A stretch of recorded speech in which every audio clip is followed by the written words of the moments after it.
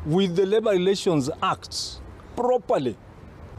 So I want to tell this country, and every other person watching, that this is a team that cannot be shaken. What we want to say is we want to send this message. If our regional councils have agreed in unison, who are you as an individual, as a person, to go there and purport yourself to be a candidate to fight our Secretary General, Collins Henry Oyu? We are asking all the branches of Kenya, let us not have any decent voice. All of us will rally behind our national chairman, Brother Karenga, our national secretary, our Secretary General, Brother Oyu, and our treasurer, national treasurer. Wechego bende makela giko mar chol weche manyien mabende na ikonige laksishigi kidionyendi mar Dier Odiochieng. Med mana kete bang jowi mari mar Kala TV ka bende inyalo yudo wayore go mag mbui kidhi e Facebook kijodo kanyo @Kala TV live, YouTube bende @Kala TV live. Medo mana kete bang jowi mari mar Kala kama pod nyime kanyo kod yudo chenro mamoko mabende moro chunyi. Weche manyien gi ni kelo niko Dana Tracy Ouma oriti masane.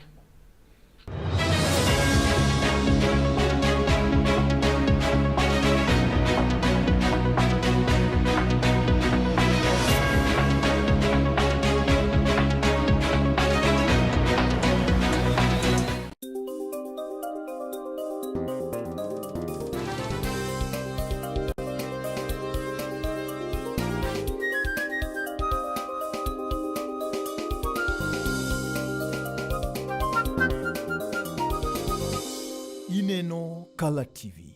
Kala TV machiegni pacho ma e odwa.